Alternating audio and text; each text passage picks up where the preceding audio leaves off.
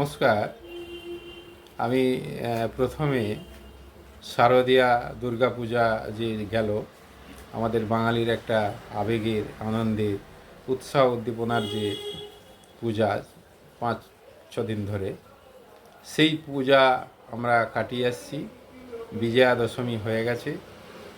সমস্ত অনন্যা টিভির পক্ষ থেকে সমস্ত দর্শক এবং শ্রোতাদের প্রীতি শুভেচ্ছা ও ভালোবাসা জানিয়ে একটা কথা আমি বলতে চাই, একটা বিষয়ে একটা আলোচনা করতে চাই। সে বিষয়টি হচ্ছে কুসংস্কার, অন্ধবিশ্বাস বনাম বিজ্ঞান। আমি এই বর্তমান যুগে এসেও দেখতে পাচ্ছি যে কিছু মানুষ, কিছু ধর্মের মানুষ, কিছু ধর্মের যে ধ্বজাধারী মানুষ রয়েছে, যারা সেই ধর্মের ধর্মগুরু হিসাবে যারা নিজেদেরকে জাহির করে, তারা দেখা যাচ্ছে যে তারা নিজ ধর্মকে বড় করে দেখাবার জন্যে তারা অন্য ধর্মের মানুষ বা অন্য ধর্মকে ছোট করে তাদের প্রতি ব্যঙ্গ বিদ্রূপ, তাদেরকে অপমান করা, এই যে বিষয়গুলো রয়েছে, এই জিনিসগুলো একটা বিরাট বড় অশান্তির কারণ, বিরাট বড় একটা অধঃপতনের কারণ, বিরাট বড় একটা সাম্প্রদায়িক যে একটা দাঙ্গা, সাম্প্রদায়িক সম্প্রীতি যে বজায় রাখা দরকার, এটা কিন্তু তারা ভুলে যায়। হিন্দু ধর্মের বিষয়ে, যেহেতু আমি হিন্দু ব্রাহ্মণ, সেই হিন্দু ধর্মের বেশ কিছু বিষয় আমার খুব খারাপ, এখনও খারাপ লাগে। সেটা হচ্ছে, যেমন ধরুন, আমরা ইতিহাসে পড়েছি সতীদাহ প্রথা পড়েছি, বহু বিবাহ প্রথা পড়েছি, বাল্য বিবাহ প্রথা পড়েছি, দেবদাসী প্রথা পড়েছি, দাস সমাজে দাসপ্রভুরা কী করে দাসদের উপর অত্যাচার করতে পড়েছি, সামন্ত যারা ছিল, সামন্ত প্রভুরা যারা সেই সময়ে যারা মানে গরিব মানুষ যারা, তাদের উপর কীভাবে অত্যাচার করতো সেটা আমরা পড়েছি। এবং পুঁজিবাদী যে সমাজ বর্তমানে, সেই পুঁজিবাদী সমাজে দেখা যাচ্ছে যারা খেটে খাওয়া মানুষ, দিনমজুর, ঠেলাওয়ালা, চাওয়ালা, বিভিন্ন রকম কষ্টের মধ্যে যাদের জীবনযাপন হয়, তাদের উপর এখনও কিন্তু তবে এই যে অত্যাচারটা বা এই যে একটা মানে অন্যায় যে হচ্ছে, সেটার ধরনটা কিন্তু পাল্টে গেছে, অনেকটাই পাল্টে গেছে। সেই সময় যেরকম ডাইরেক্ট তাদের উপর অন্যায় অত্যাচার, কুসংস্কার, অন্ধবিশ্বাসের কারণে করা হতো, এখন সেটা কিন্তু অনেকটাই কমে গেছে। যেহেতু ছেলেমেয়েরা সব পড়াশোনা করছে, স্কুল কলেজ আরও উচ্চশিক্ষিত, সেহেতু কিন্তু অনেকটাই কমে গেছে। তারপরে আস্তে আস্তে দেখা যাচ্ছে মানুষের মধ্যে একটা চেতনা জাগছে, তার ফলে কমে গেছে। কিন্তু তবুও দেখা যাচ্ছে বিভিন্ন ধর্মের যে মানুষ যারা রয়েছে, তারা তাদের ধর্মীয় স্বার্থকে চরিতার্থ করার জন্য তারা কিন্তু সমাজে একটা বিরাট বড় বিশৃঙ্খলা সৃষ্টি করার চেষ্টা করছে। আমাদের হিন্দু ধর্মের যে প্রথাগুলি যেগুলো ছিল, সেগুলো অনেক সময় যারা সংস্কারক ছিল, বিদ্যাসাগর, বহু বিবাহ প্রথা, মানে বিধবা বিবাহ প্রথা যে ইয়েটা চালু করেছিল, বিধবা যাদের স্বামী মারা যাওয়ার পর সেই বিধবাদের উপর যে অত্যাচার হতো, তাদের বিয়ে করা চলবে না, সাদা শাড়ি পরে থাকতে হবে, সিঁদুর পরা চলবে না, এইসব নানা অনেক হাবিজাবি অনেক ছিল, তাদের উপর অন্যায় অত্যাচার হতো, যেটা বিদ্যাসাগর মহাশয় উনি কিন্তু উপলব্ধি করেছিলেন, উনি কিন্তু সেটাকে প্রতিরোধ করার চেষ্টা করেছিলেন। বিদ্যাসাগর মহাশয় উনি আর একটা বিরাট বড় যে বাল্য বিবাহ, সেটাকে রদ করার চেষ্টা করেছিলেন। এবং শিশু, যে ছোট ছোট যারা শিশু মহিলা, তাদের যে লেখাপড়ার বিষয়টা সেটা কিন্তু উনি চালু করেছেন। সেই সময় কিন্তু মহিলাদেরকে বাইরে বেরোতে দেওয়া হতো না, হ্যাঁ, ঘোমটা পরে বাড়িতে বসে থাকবে, বস্তাবন্দি করে রাখার মতো পরিবেশ ছিল। এবং এটা থাকার কারণ অনেক রয়েছে। আর একটা বড় জিনিস ছিল যেমন সতী দাহ প্রথা। হ্যাঁ, একজন ব্যক্তি সেই সময়ে বহু বিয়ে করতো, বহু বিবাহ তার সাথে সাথে ছিল। হ্যাঁ, 10টা 12টা 15টা 20টা বিয়ে করতো, তাদের বাচ্চা বাচ্চা যে মেয়ে, হ্যাঁ, একজন বৃদ্ধ মারা গেলে সকলেই কিন্তু বিধবা হয়ে যেত এবং তাদেরকে জোর করে টেনে নিজে ঢাকঢোল পিটিয়ে পুড়িয়ে দেওয়া হতো স্বামীর সঙ্গে। হ্যাঁ, এটা নাকি পুড়িয়ে দেওয়ার পরবর্তী পর্যায়ে তারা নাকি সতী হতো, তারা স্বর্গে গিয়ে তারা পুণ্য লাভ করত। এরকম একটা ধ্যান ধারণা সেই সময় ছিল। রাজা রামমোহন রায় এটাকে রদ করার চেষ্টা করেছিল। তো এই যে জিনিস যেগুলো ছিল এগুলো কিন্তু হ্যাঁ, সেই সময় যারা সংস্কারক ছিল তারা কিন্তু সৎ সাহস নিয়ে অনেক যুদ্ধ করে এটা প্রতিরোধ করা, হ্যাঁ, এটা সংস্কার করার চেষ্টা করেছিল। অনেক এরকম হিন্দুদের বহু প্রথা ছিল, সেগুলো কিন্তু এখন হয়েছে। তো মুসলমানদের মধ্যেও হ্যাঁ, হাজার হাজার বছর আগে যে সমস্ত সেই সময়ে ধর্মীয় গুরু যে তারা যে প্রথাগুলো চালু করেছিল সেই প্রথাগুলো খুবই অমানবিক প্রথা। এখন বলতে গেলে বলবে যে আমাদের ধর্ম আমরা বুঝে নেব, অন্য ধর্মের লোক কেন বলবে, কিন্তু এটা তো বাস্তব। ওনাদের ধর্ম থেকেই যারা ওনাদের উচ্চশিক্ষায় শিক্ষিত হয়েছে, যারা বিজ্ঞান প্রযুক্তি যারা বুঝতে শিখেছে, তাদের মধ্যে থেকে আস্তে আস্তে করে এই যে সংস্কারগুলো হওয়া প্রয়োজন দরকার তারা কিন্তু অনুভব করতে পেরেছে।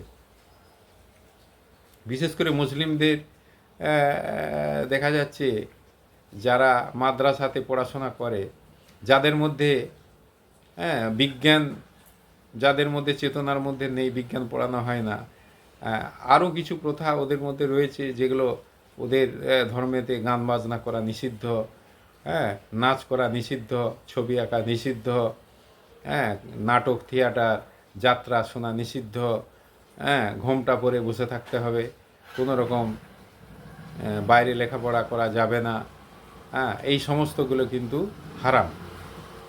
এই যে জিনিসগুলো এগুলো বহুদিন আগে সেই সময়ের প্রেক্ষাপটে সেই সময়ের পরিপ্রেক্ষিতে সেগুলো ছিল। সেটা সমস্ত ধর্মেই ছিল, হিন্দুদের ছিল, খ্রিস্টানদের ছিল, বৌদ্ধদের ছিল, তারা অনেক সংস্কার করেছে। এখন প্রায় নেই বললেই চলে।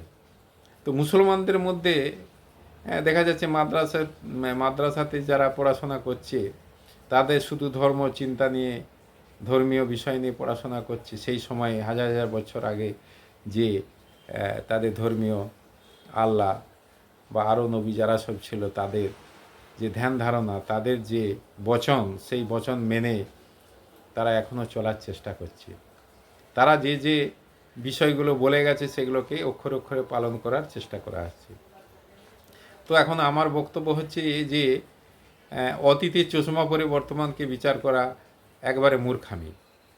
যেহেতু বর্তমানে ছেলেমেয়েরা পড়াশোনা করছে, বিজ্ঞান পড়ছে, বিজ্ঞানের মূল বিষয়বস্তু হচ্ছে অকাট্য প্রমাণ ছাড়া বিজ্ঞান কোনো কিছু বিশ্বাস করে না, এবং বিজ্ঞান হচ্ছে দৃশ্যমান। হ্যাঁ, একটা সুইচ টিপলে যেমন লাইট জ্বলে, হ্যাঁ, এটা একটা দৃশ্যমান। হ্যাঁ, কখনো কোনো আল্লাহ বা ভগবান বা আমাদের যিশু যাই বলো, এই যে বিষয় যেগুলো সব রয়েছে এর সমালোচনা কিন্তু প্রচুর রয়েছে, কিন্তু বিজ্ঞানের কোনো সমালোচনা কিন্তু নেই, কারণ বিজ্ঞান হচ্ছে দৃশ্যমান। প্রমাণ ছাড়া বিজ্ঞান কোনো কিছু বিশ্বাস করে না। অর্থাৎ বিজ্ঞানের যে অগ্রগতি, বিজ্ঞানের যে আমাদের উন্নতি, সেটা আমরা অস্বীকার করতে পারি না। সকাল থেকে সন্ধে পর্যন্ত আমরা যদি দেখি তাহলে বিজ্ঞানের যে অগ্রগতি, বিজ্ঞানের যে অবদান, হ্যাঁ, সকালবেলা উঠে আমরা মুখ ধুয়ে যে কলগেট ব্যবহার করি সেটা বিজ্ঞানের অবদান, মাজন ব্যবহার করি বিজ্ঞানের অবদান, গ্যাস ব্যবহার করি বিজ্ঞানের অবদান, তারপরে রেল, ট্রাম, বাস থেকে শুরু করে, হ্যাঁ, আকাশে যাচ্ছে, চাঁদে যাচ্ছে, হ্যাঁ, এমন কিছু নেই। আমাদের শরীরে চোখ পাল্টে দেওয়া হচ্ছে, হার্ট পাল্টে দেওয়া হচ্ছে, তারপরে হ্যাঁ কেটে কুটে একদম ইয়ে করে আবার হ্যাঁ একটা মানুষকে সুস্থ করে দেওয়া হচ্ছে। এটা বিজ্ঞান, মেডিকেল সায়েন্সের একটা অবদান। তো এই যে জিনিসগুলো, এগুলোকে যদি আমরা অস্বীকার করে সেই মানধাতার আমলের নিয়ম কানুন, হ্যাঁ আমাদের অপারেশন করা যাবে না, আমাদের আল্লাহ বলে দিয়েছে, ভগবান বলে দিয়েছে, এরকম ধরনের যদি কথাবার্তা কেউ যদি বলে থাকে, এগুলো মূর্খের স্বর্গে বাস করা ছাড়া আর কিছু নয়। আমি মনে করি যে বিজ্ঞান কখনোই ধর্ম বিরোধী কিন্তু নয়, আবার ধর্ম কিন্তু বিজ্ঞান বিরোধী নয়। একে অপরের পরিপূরক, কেউ কারো বিরোধী নয়। ধর্মের প্রয়োজন রয়েছে, ধর্ম এমন কিছু করবে না যাতে মানুষের জীবন বিপন্ন হয়। তাই তো আমাদের ধর্ম এই আছে, ওই আছে, সে আছে, উনি পালন করছে না, তাহলে ওকে মেরে দেওয়া হোক, ওকে কেটে দেওয়া হোক, ওকে এখান থেকে তাড়িয়ে দেওয়া হোক। এই যে জিনিসগুলো, এগুলোকে বাদ দিতে হবে। কেউ যদি কোনো ধর্ম যদি না মানে, কেউ যদি প্রণাম না করে, কেউ যদি প্রসাদ না দেয়, হ্যাঁ কেউ যদি ধরুন মুসলমান ধর্মে নামাজ না পড়ে, তার পাপ সে আল্লাহ দেবে। আমাদের হিন্দু ধর্মের যদি কেউ যদি পাপ করে থাকে, সেটা ভগবান দেবে, বিভিন্ন দেবদেবী আছে তারা দেবে। তা আমরা কি ভগবানের ঊর্ধ্বে, আল্লাহর ঊর্ধ্বে, যিশুর ঊর্ধ্বে? সেটা তো নয়। আমরা কেন তার শাস্তি দিতে যাব? আমরা কি সৃষ্টি করেছি যে আমরা শাস্তি দেবো? এদিকে বলা হচ্ছে যে আল্লাহ সব সৃষ্টি করেছে, ভগবান সব সৃষ্টি করেছে। তাহলে আমরা কেন সেই স্রষ্টার সৃষ্টিকে ধ্বংস করতে যাব? আমি তো স্রষ্টা নই। অতএব আমাদের একটা কথা মাথায় রাখতে হবে যে বৈজ্ঞানিক ক্ষুরধার বৈজ্ঞানিক দৃষ্টিভঙ্গিতে আমাদের বিচার বিবেচনা করতে হবে। ধর্ম ধর্মের জায়গায় থাকবে, নিশ্চয়ই থাকবে, কিন্তু সময়ের প্রেক্ষাপটে, সময়ের পরিপ্রেক্ষিতে ধর্মটাকে অনেকটাই সংশোধন, সংযোজন, পরিমার্জন করা উচিত। সেটা যদি না করে সে মানধাতার আমলের সব কিছু কুসংস্কার, সব কিছু অবৈজ্ঞানিক, হ্যাঁ এবং অযৌক্তিক জিনিসগুলো নিয়ে আমাদের মধ্যে কাটাকাটি, মারামারি, হানাহানি করা হয়, তাহলে কিন্তু আমাদের রাষ্ট্রে ঐক্য সংহতি যেমন আসবে না, আমাদের সাম্প্রদায়িক সম্প্রীতি, ভ্রাতৃত্ববোধও কিন্তু আসবে না। তাই আমি সমস্ত ধর্মের যারা ধর্মীয় গুরু, যারা ধর্ম বিষয়ে আলোচনা করে, তাদেরকে একটু বলবো যে তারা যেন বিজ্ঞান প্রযুক্তি পড়ে, ইতিহাস পড়ে, বাংলা পড়ে, ভূগোল পড়ে, হ্যাঁ সাইকোলজি মানে মনোবিজ্ঞান পড়ে, তারা টেকনোলজি পড়ে, হ্যাঁ অ্যাডমিনিস্ট্রেশন, হ্যাঁ দেখা যাচ্ছে সমাজ বিজ্ঞান পড়ে, তারা ফিলোসফি পড়ে। সব কিছু জানতে হবে, মোটামুটি একটা বেসিক জিনিস যেন তারা গ্রহণ করে। আমি যদি সব সময়, আমি হিন্দু ধর্মের লোক, যদি বলি গীতা, গীতা নিয়ে বসে থাকবো, গীতা যা বলেছে, বেদ যা বলেছে সেটা নিয়ে বসে থাকবো, তাহলে সে তার মরণ ছাড়া গতি নেই। হ্যাঁ, আবার যদি মুসলমান ধর্মে কোরআন হাদিস যা বলেছে সেইটা নিয়ে বসে থাকবো, তাহলে তারও মরণ ছাড়া গতি নেই। তাহলে গীতাতে এই কোরআনে বা ইয়েতে তো নাচ গান এইসবগুলো হারাম করা হয়েছে, তাহলে মোবাইলে তো নাচ গান, নাটক, থিয়েটার এইসব হ্যান ত্যান বিভিন্ন রকম হয়। তা কেন তারা দেখছে কেন? যারা জোরসাতে, যারা হ্যাঁ জোরসা করছে, তারা কেন এগুলো দেখছে কেন?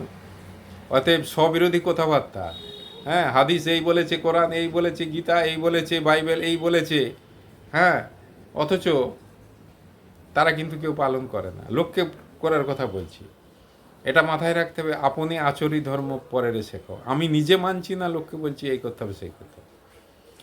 তা আমি সমস্ত ধর্মের বিষয় নিয়ে টুকটাক তুলে ধরার চেষ্টা করলাম।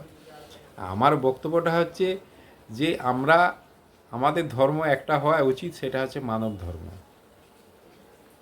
আমি কখনোই কোনো অন্য ধর্মের মানুষকে ছোট করে দেখব না, ব্যঙ্গ বিদ্রুপ করব না, কখনোই তাদেরকে তুচ্ছ তাচ্ছিল্য করব না যে উনি ওই ধর্মের লোক, কেন আমার কাছে আসবে, কেন আমাদের অনুষ্ঠানে আসবে, হ্যাঁ কিংবা হ্যাঁ আমাদের যে ধর্মটা, সেই ধর্মটা উনি কেন মানছে না, তার জন্য ওকে কেটে দাও, মেরে দাও, কল্লা ফেলে দাও, এইসব জিনিসগুলো কিন্তু কখনোই বিজ্ঞান পারমিট করে না, আর এটা উচিতও নয়। যেহেতু স্রষ্টা সৃষ্টি করেছে, পাপ পুণ্য তিনি বুঝবেন, আমরা কি, আমরা কেন তার বিচার বিবেচনা বা তাকে করতে যাব? অতএব এগুলোকে আমাদের সব সময় কিন্তু মানতে হবে। আমাদের উচিত হবে যে সর্বধর্ম সমান নয়, সমস্ত ধর্মের মানুষকে নিয়ে আমাদের একটা জিনিস ভাবতে হবে যে আমাদের ধর্ম হচ্ছে মানব ধর্ম, আমাদের রক্ত একই রকম। একটা হিন্দুকে যদি কাটা হয় যে রক্তটা লাল বেরোবে, একটা বৌদ্ধ, একটা মুসলিম, আরও বিভিন্ন যে সম্প্রদায় রয়েছে একই রক্ত। হ্যাঁ, এটা মাথায় রাখতে হবে যে সকলের ঊর্ধ্বে হচ্ছে মানুষই সত্য, ধর্ম কিন্তু সত্য নয়, মানুষই সত্য, মানুষই শ্রেষ্ঠ। হ্যাঁ, মানুষ কি করে না, মানুষই তো সব কিছু করছে। মানুষ চাঁদে যাচ্ছে, মানুষ কাটাকুটি করে দিচ্ছে, দিয়ে আবার পুরো শরীরটাকে জুড়ে দিচ্ছে। হ্যাঁ, দাঁত তুলে দিচ্ছে, দাঁতটাকে আবার বসিয়ে দিচ্ছে, চোখ তুলে দিচ্ছে, আবার চোখটাকে বসিয়ে দিচ্ছে। হ্যাঁ, তারপরে কোনো রোগ জ্বালা হলে বিভিন্ন ধরনের মেডিসিন মানুষই তৈরি করছে। হ্যাঁ, অতএব আমরা অযৌক্তিকভাবে, অবৈজ্ঞানিকভাবে আমরা বিজ্ঞানের সঙ্গে যদি ধর্মকে মিলিয়ে দিয়ে আমরা একটা অশান্তি সৃষ্টি করি, এটা কখনো কাম্য হবে না। আমার এতগুলো কথা বলার একটাই কারণ, সেটা হচ্ছে আমরা যেন রিয়াল এডুকেশনটা গ্রহণ করি, আমরা যেন সব কিছু পড়াশোনা করি। পড়াশোনা করে আমরা আমাদের যত পড়াশোনা করব, যত আমাদের জ্ঞান বাড়বে, তত আমরা বিচার বিবেচনা করতে পারবো এবং আলোচনা করতে পারবো, সমালোচনা করতে পারবো। সাবজেক্টিভ নলেজ না থাকলে আমরা কি আলোচনা, কি সমালোচনা, কি করতে যাব? কিছু করার উপায় নেই। তো এই যে আলোচনা সমালোচনা এইসব করার জন্য যে বিশাল দিগ্গজ পণ্ডিত হতে হবে তা কিন্তু নয়। আমরা সাধারণভাবেও আমরা গীতা পড়তে পারি, বাইবেল পড়তে পারি, আমরা কোরআন পড়তে পারি, আমরা হাদিস পড়তে পারি, সবই পড়তে পারি, কিন্তু এগুলো পড়ে মূল জিনিসটা সেটা কিন্তু নিতে হবে। কিছু কিছু জিনিস কিন্তু বিয়োজন করা দরকার, সময়ের প্রেক্ষিতে কিছু কিছু সংযোজন করা দরকার, সময়ের প্রেক্ষিতে, পরিবেশ পরিস্থিতি, স্থান কাল পাত্র পাত্রী ভেদে। এটাই আমার বক্তব্য। তো সর্বোপরি আমি একটা কথা বলতে চাই, বিজ্ঞান এবং ধর্ম একে অপরের পরিপূরক, একে অপরের বিরোধী কিন্তু নয়। এটুকুই আমার বক্তব্য। আমি কোনো এক্সপার্টও নই, কোনো বিশেষজ্ঞও নই, এবং সর্বোপরি একটা কথা বলতে চাই যে আমি কোনো ধর্ম, রাজনীতি, জাতপাত সকলের ঊর্ধ্বে নিরপেক্ষ দৃষ্টিভঙ্গিতে আমি কয়েকটা কথা আমার যতটুকু জ্ঞান, সীমিত জ্ঞানের মধ্যে বলার চেষ্টা করেছি। কোথাও যদি কোনো ভুল ত্রুটি হয়ে থাকে ক্ষমা করবেন। ধন্যবাদ।